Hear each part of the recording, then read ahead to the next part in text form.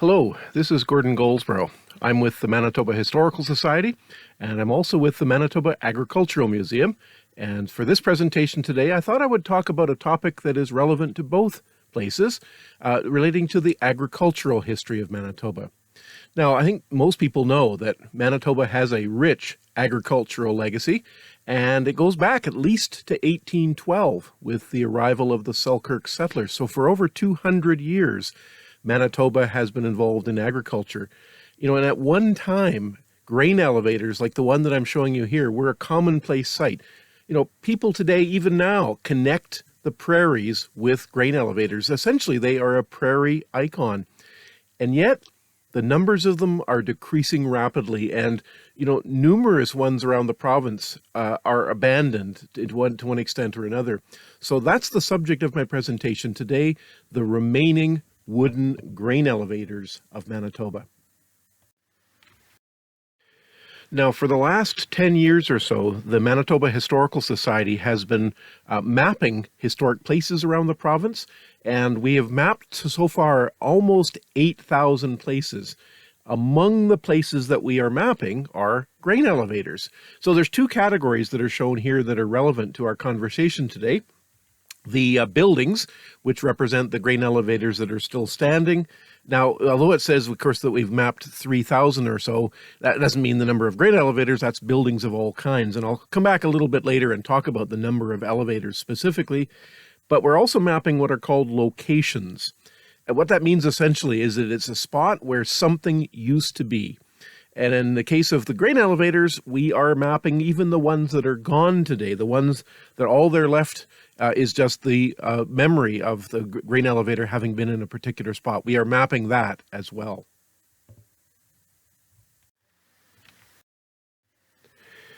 So if you go to the website of the Manitoba Historical Society, you can visit our interactive map of historic sites, mhs.ca/map2. Now, if you visit it using a desktop computer, you'll see something that looks like this. It's got 3 panes. On the left-hand side is a map. On the right-hand side, a search interface, and in the center is a list. So if you could define a search on the right-hand side, so in this case, I've said I want to see buildings, I want to see elevators, and it shows me on the map, the little red symbols or the little pink symbols denote buildings of various elevators. And in the center is a list. You can click on any one of these with your mouse, and a little bubble will pop up that gives you more information about a particular elevator. And in fact, we have things like pictures, we have things like the names of the agents that operated some of the elevators and other bits of information. If you use a smart device, if you use a smartphone or a tablet, it will reconfigure itself. So it has all the same information. It still has the 3 panes, except there are 3 different views. There is the search interface pane, then there's a separate map pane, and there's a list pane. And you can see each one of them, as you can see in this example. And again, you can touch on them, this time with your finger, and the same sort of information is accessible. So I would encourage you to check out our map and to explore the various historic buildings, not just elevators, but other sorts of things as well. Now, this is a very historic photo, and it explains a lot about how grain elevators evolved over the years in Manitoba.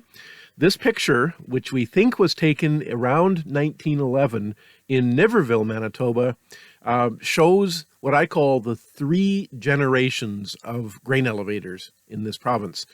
So on the right-hand side, you can just see it on the edge of the photo, is what is believed to be the very first elevator in Western Canada. It was built in 1878 by a fellow named William Hespeler. It was made of wood, and it's round. They say there's the only one of its kind, and it's gone today, but that's what we call the first generation, built in 1878. Over on the middle of the picture is what I call the 3rd generation of elevators, and that's the one that I think most people are going to recognize. It's what we sometimes call the standard plan. Basically, it's a vertical building that has in the center of it a device for elevating the grain, hence the name elevator. It's called the leg, and the leg is up the center of the elevator. And in the interior of the elevator are a series of bins that the grain is sorted into. And this particular elevator was built in 1904 by Ogilvy Flour Mills. That's generation 3. On the left-hand side of the photo is the one in between, the generation 2. And most people probably wouldn't even identify it as an elevator because it really didn't elevate in the same sense as the other two. This is what was called a flat warehouse. This particular one, I think, was built in the late 1880s, and the idea was that people with grain that were planning to deliver it to market would bring their horse-drawn wagon with their load of grain to the flat warehouse. You can see that there's a ramp up one side of the building. They would bring it up the ramp to the center of the building, and either the grain in the wagon would be in sacks, that was fairly common, or it would be loose in the box of the wagon, and someone would come out from the interior of the warehouse and would either grab the sacks of grain or would start scooping the grain into some kind of container to bring it into the warehouse. And basically, very labor intensive. The idea was to transport the grain from the wagon into the interior of the warehouse. If they were in sacks, they would simply stack the sacks. And then on the other side of the flat warehouse, what you can't see in this photo is the railway track. A box car from the railway would come up alongside the flat warehouse, and they would transfer the sacks into the box car. I say very labor intensive, and because the standard plan was so much more labor efficient, it very quickly displaced all of the flat warehouses. So there aren't very many of them left today. In fact, there is exactly one flat warehouse left in Manitoba. And this is it. This is what is believed to be the last remaining flat warehouse in Manitoba. It's found at Brookdale. It was built fairly late. In fact, it was built when the standard plans were already starting to become common. This one was built in 1902, and it survived mainly because it was very quickly converted into a storage warehouse for a hardware store at Brookdale, and therefore it wasn't used for grain for a very long period in its history. The building, as you probably can see from this photo, is not in great condition. It is open to the elements. The windows, the doors are open, so of course it means that birds and other things can get inside. The foundation is starting to buckle underneath, and so in the near term, I anticipate this building is going to fall. That's too bad, because it's a nice illustration of the earlier generation of elevators in Manitoba, because we only have this one example left, the round elevator by William Hespeler. It's long gone. So really, the only thing we have left to remind ourselves of the storage of grain, other than this one flat warehouse, are the standard plan elevators. Now, in this presentation, I am going to consider only a subset of all of the elevators that are out there. I'm only going to consider wooden ones. I'm not going to look at the concrete ones, for example. I'm not going to consider any of the steel ones. Well, there actually is one exception. I'll talk about it a little later. There is one exception where I will show you one example of an elevator that is not made of wood, but it has a unique history, and I thought it's worth mentioning. We're only going to consider the standard plans. In other words, that's all I'm going to say about the flat warehouses. And I'm only going to consider commercial elevators, by which I mean ones that were operated by some sort of company, and therefore I'm explicitly excluding the family elevators. And here they are. Now, when I say family elevator, I don't mean an elevator that is owned by a family that was once a commercial one. There are, of course, around Manitoba, quite a few commercial elevators that have been sold and are now operated by a family. I mean elevators that were built by a family. And so far in my travels around the province, I have found 11. I have a feeling there's more. They're not easy to find. They're often quite inconspicuous, in fact. And the ones that I found have usually come about because somebody has told me about them. But as you can see, a few of the samples here, most of them are made of wood. There is one exception out near Verdun that is made of stone. And many of them, in fact, follow the standard plan. They look a lot like grain elevators. They have, apparently the appearance of that would have the leg at the top that discharges the grain. One of them, in fact, the one called Dobbin, was apparently built on the same plan as another one of the elevators you're going to see a little later. It looks exactly the same. It's the same dimensions and so on.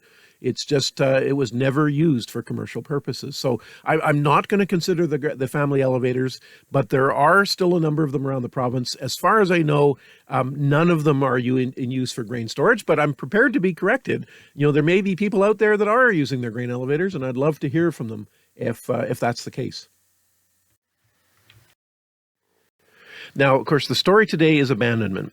And I think there's a number of things we could talk about into this, and it could be a topic all its own. I just want to touch upon a little bit about, why were grain elevators abandoned, and then what effects did that have? So certainly, I think one of the causes of abandonment was simply the changing nature of agriculture. I think undoubtedly it's the case that farms are getting larger. At one time, it was a commonplace thing for a farm to be 160 acres. And they grow over time. So later, a large farm might have been a half section, 320 acres, or a full section, 640 acres. Or, today now it's commonplace for farms to be thousands of acres. And as a result, the needs for grain storage increased correspondingly. And so that was one of the driving factors. The smaller elevators that didn't hold as much simply weren't economical to operate. And therefore, the move to the bigger elevators was logical. There was also, of course, the change in economics of transportation. When the crow rate was removed for the handling of grain by the railways, the financial incentives for farmers to hold their own grain and then transport it to a larger terminal elevator in a fewer number of places, well, that was just a logical progression of the economics. And then the third factor I think that was responsible was the changing nature of the provincial road network. Starting in the 1950s especially, and continuing through the 1960s, we saw a dramatic improvement in the provincial roads. That dirt roads became graveled, gravel roads became paved roads were improved. And the net result was that it was easier to travel further distances to take your grain. So as opposed to the old days when you had a horse-drawn wagon that could really only travel a few miles to get to the elevator, now it's not uncommon for large trucks to travel dozens of miles, sometimes even over 100 miles to get to a grain elevator. And so that has led to the abandonment of a lot of the smaller, less efficient grain elevators. And of course, there's a lot of effects from that. We could talk a whole day about what the effects are, but I think certainly a couple of them are that a lot of the prairie towns that once depended upon these elevators for their economic livelihood are withering away and dying. There's so many small towns around western Manitoba, for example, throughout the prairies, in fact, that are declining. And one of the symptoms of that decline is the closure of the elevators. And that's often lamented as one of the contributing causes to the decline of small towns is the loss of the grain elevator. And it's all tied up with the whole topic of rural depopulation. Huge areas of Manitoba, Saskatchewan, Alberta are becoming essentially unpopulated as people move towards larger centers. The larger cities are getting bigger, the smaller towns are disappearing. And that's just the reality. And so grain elevators are a visible symptom of that change happening. Now, this is a graph I put together a few years ago showing the history of the number of elevators in Manitoba. The first records I could find started in 1911 and continued right through to the present. And what you can see here is that in the early 20th century, the number of elevators in Manitoba was around about 700. In fact, the peak year, the year when there were the most elevators, was 1928, when there were 745. There was a little bit of a drop in the 1960s. You can see there just a little dip after the 50s. When it was still in the 700 range, it began to dip, so that by the time you get to 1970, it was around 640 elevators. And then during the 1970s and 80s, the really big dramatic drop occurred. You can see it plummeted from 640 in 1970 down to around 260 by 1990.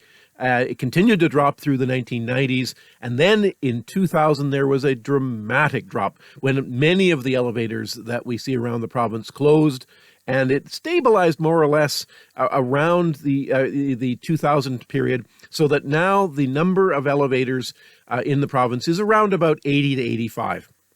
That's the number of functional commercial elevators, meaning ones that are in use for commercial purposes.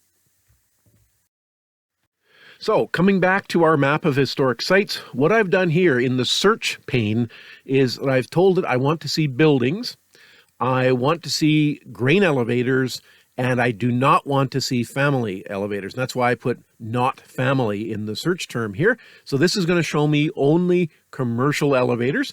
And what it shows me is there are 132 of them. That's how many symbols are shown on the map here. The list in the middle likewise shows the number of survivors.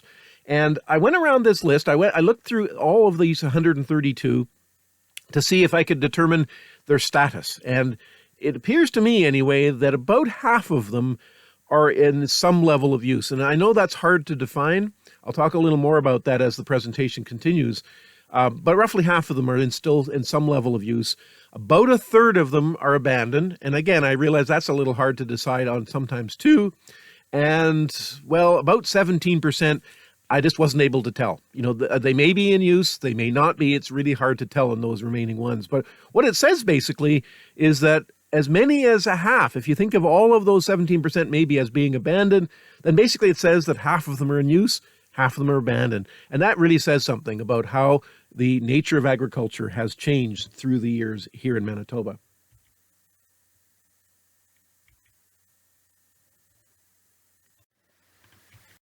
So a few years ago, I went through as many of the records on elevators as I could find to see if I could compile sort of a 10 oldest surviving elevators list. And it wasn't easy, I can tell you. It was a lot of elevators, there just aren't very good records as to when they were first built. But after doing a little research, this is the list that I came up with. And in fact, what's interesting is that all but 2 of the oldest ones are on their original site. In other words, where they were first built. And 2 of them, at least, as far as I can tell, are still being used for holding grain. The elevator at Purvis, the elevator at the Woodland Hutterite Colony are both still in use, and they're over 100 years old. So what that says is that it isn't a necessity that old elevators become non-functional. This, as far as my research has been able to determine, is the oldest grain elevator in Manitoba. It's at the village of Elva in southwestern Manitoba, not far from Melita. It was built in the fall of 1897. And as far as I've been able to determine, not only is it the oldest one in Manitoba, it's the oldest one in Canada. Now, there are older buildings called grain elevators in Alberta and in Ontario, but neither of the ones in Alberta and Ontario are the standard plan. And it's arguable if you were to see a picture of those ones, you would probably not even acknowledge it as a grain elevator. So, you know, in terms of the sort of the stereotypes, you know, this is by far the oldest elevator in the country. It's not in use. And as you can see from this photograph, it's not in good condition either. It's actually been deteriorating rapidly. I've been monitoring it over the last half dozen years or so, and even in that short time, it has really deteriorated. So I fear that it, in fact, may be in jeopardy in the next few years. The second oldest elevator in Manitoba, I'm proud to say, is at the Manitoba Agricultural Museum. It was built at Austin in 1901, and a few decades ago, it was brought here to the museum to become part of the museum collection. It's still in remarkably good condition. It's got metal cladding on it, which would not have been original. They didn't start doing that until decades later. The drive shed is a modern recreation, but otherwise it's really remarkably intact, and it's definitely worth a visit to see how the operation of these early elevators differed from that of the modern elevators.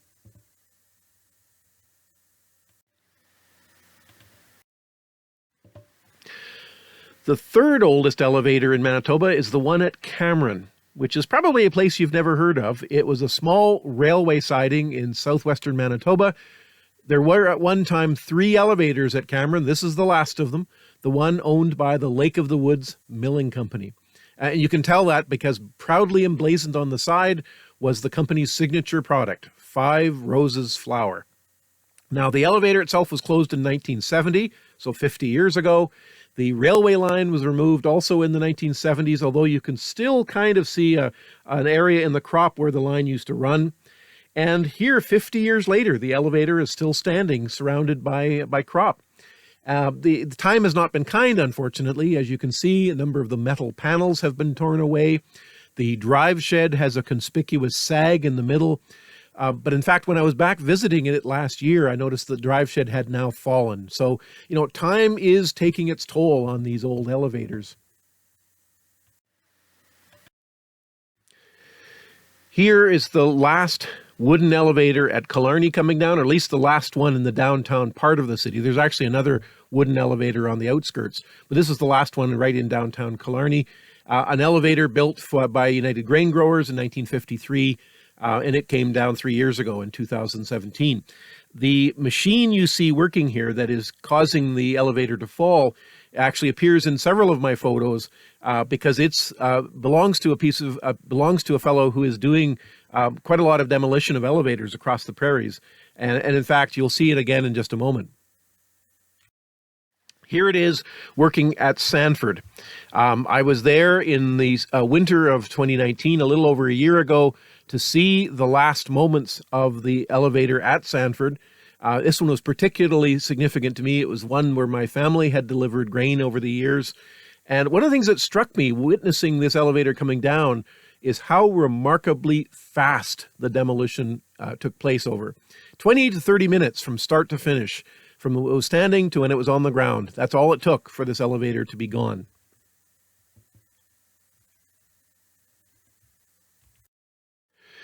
Just recently as March, one of the elevators at Boissevain was demolished. The same fellow as the one who did the work at Killarney and at Sanford, he also took down this elevator.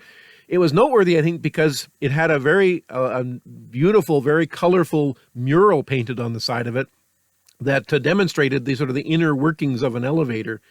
Unfortunately, it was no longer useful by the company that owned it, and so it came down. I unfortunately wasn't able to be there because it was right at the beginning of the present COVID-19 situation, so I wasn't able to be there to see the last few moments of this elevator. Okay, so we're going to talk about abandonment, and I want to emphasize that abandonment is a gradual process, and the key to abandonment seems to be maintenance. The elevators that have survived are being maintained. What causes an elevator to be abandoned isn't just age. We've seen already that there are old elevators still being used for grain storage. What distinguishes one that is abandoned is that the maintenance stops. And so the ones that we're going to look at that are varying degrees of abandonment have varying degrees of maintenance.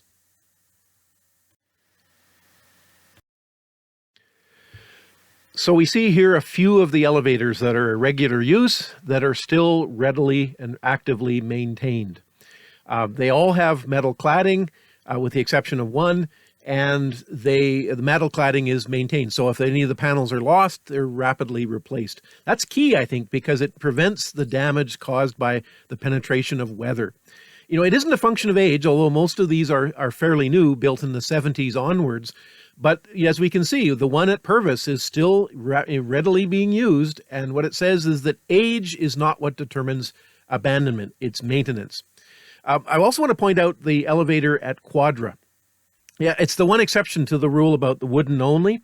This one was made of concrete, and it's an interesting elevator. It's located a little bit east of Minneota in western Manitoba, and I'm fascinated by it, by the fact that it was an experiment by its builders. It was built by Manitoba Pool because they perceived that there was a transition that was going to take place from wood to concrete, and they thought that eventually all of the wooden elevators would be replaced by concrete ones. And so I guess to keep their carpenters busy, making forms for the concrete, they built Quadra.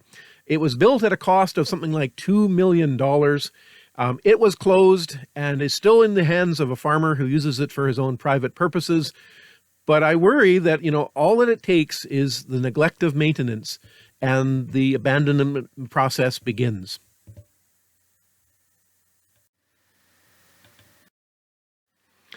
So what seems to define the degree to which an elevator is used is whether or not it's maintained. And, all it takes is some of the metal cladding to be torn away by the wind, and then water can start getting in.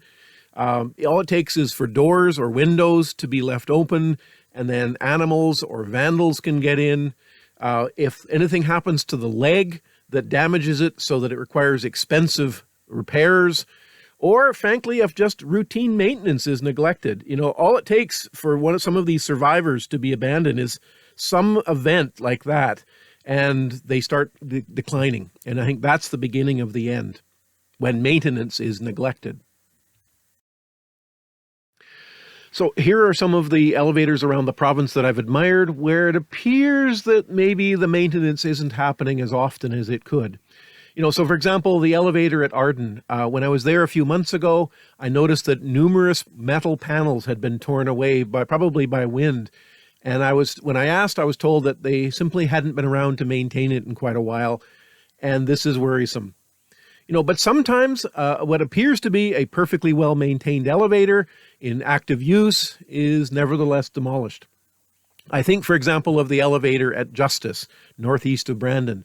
It seemed to be in active use, and yet it was demolished. When I asked, I was told that, well, it was simply a function of insurance coverage. The cost of maintaining insurance was becoming too high relative to the cost of maintenance, and so the decision had been made to demolish. Sometimes there are what appear to be elevators in good repair that are otherwise unused. And it's kind of a confusing category because to determine if an elevator is unused, isn't always easy to tell. Perhaps the leg has been damaged or there's some other fatal flaw that just simply isn't visible. But there are sometimes some clues that I use to tell whether an elevator is unused. So a couple of good pieces of evidence are tall grass on the approaches to the drive shed, suggesting that a vehicle hasn't been driving in and out of the drive shed. Another very graphic clue is when there are deep layers of pigeon poop inside. A window has been left open, the pigeons have got in and had their way with the site. The one at Homewood is, I'm told, on the market. It's being offered for sale by its present owner, and as far as I've been able to tell, it hasn't been used in a couple of years at least. Likewise, the one at McCreary, although it seems to be well maintained, the metal cladding has been lost in a few places, but has been repaired. But it again doesn't appear to have any particular use. Likewise, the one at Sinclair. The ones at Tyndall and at Warren, I'm going to come back and talk about those a little later. The one at Verdon surprises me, because this is one that is relatively new. It has sustained quite a bit of damage to its metal cladding, as you can see in this photo. And one of the doors to the drive shed is wide open. In fact, you can see evidence of lots of pigeon poop inside. So I really don't understand why this one is not being used, but there may be some sort of fatal flaw in it that it just isn't visible.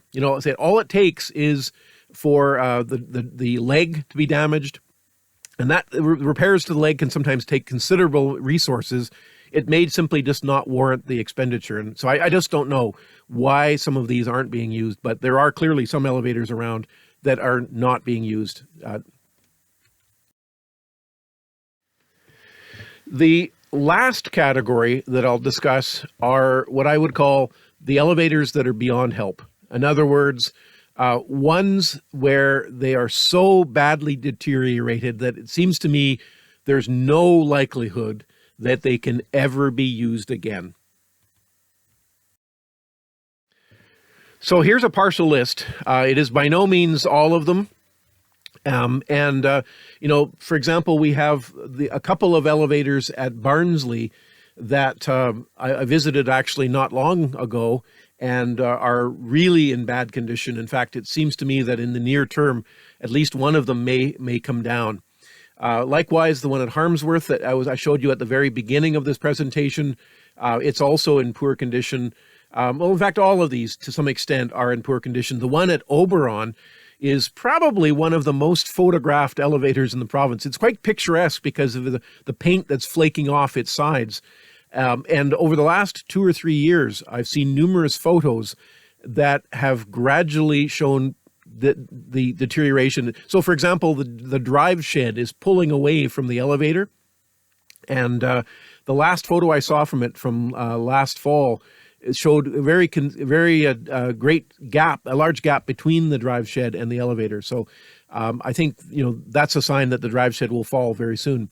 And as I said, this is not a complete list. There are others that are similarly degraded. There's ones at Beulah, the one at Cameron, as I mentioned before. The Elva, the oldest one in Canada, it's in bad shape. Homefield, the elevators there, not great. The Pinka, there's others. All around the province, there are elevators in poor condition. And then there's sort of a category that I would say are at risk. And what I mean by that is not that they're necessarily in poor condition. In fact, a lot of them are in very good condition. It's just that there's something about them that I suspect may cause them to be lost in the next few years. So if you see a common denominator in the ones I'm showing here, it's that they are owned by one company.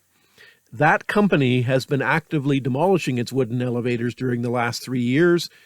It seems to me reasonable to assume that the rest of the company's wooden elevators are on borrowed time. So it wouldn't surprise me that in the near term, they will all be gone. Likewise, the one at Elva, it is deteriorating. I fear that someone is going to decide that it's simply too badly deteriorated to warrant whatever liability they may perceive, and it'll fall to either the bulldozer or to the match. And that would be a shame, because it's, say, the oldest one in all of Canada. To my mind, it warrants preservation as the oldest of its kind, but it requires somebody to take the initiative, I think.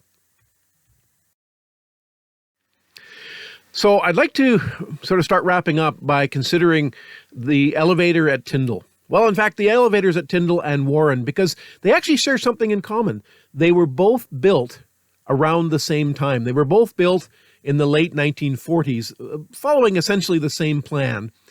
And they are what's called sort of a second generation standard plan.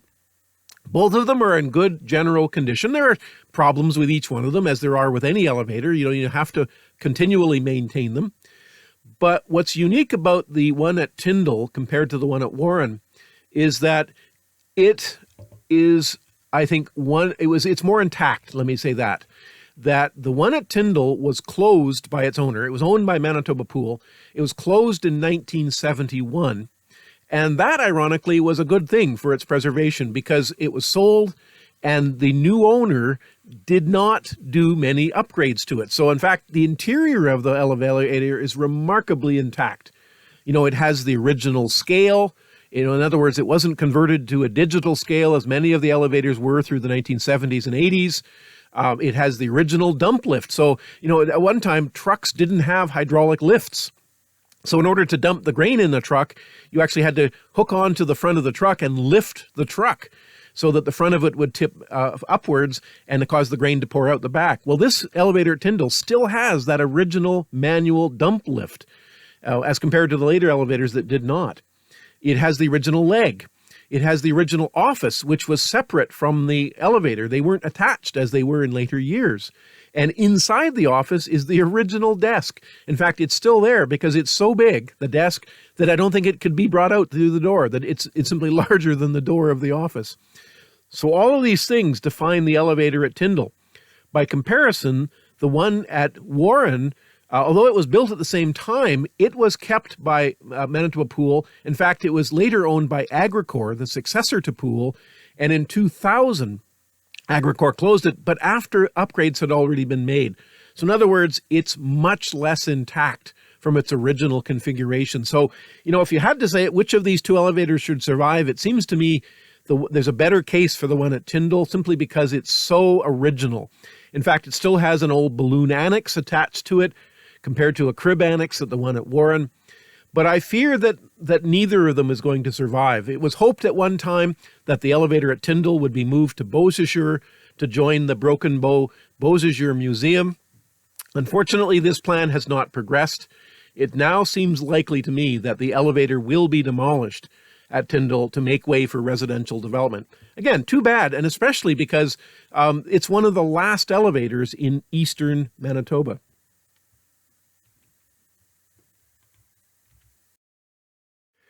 Now, if you want more information about elevators and their history in Manitoba, one of the things I can suggest to you is you check out the website of the Manitoba Historical Society.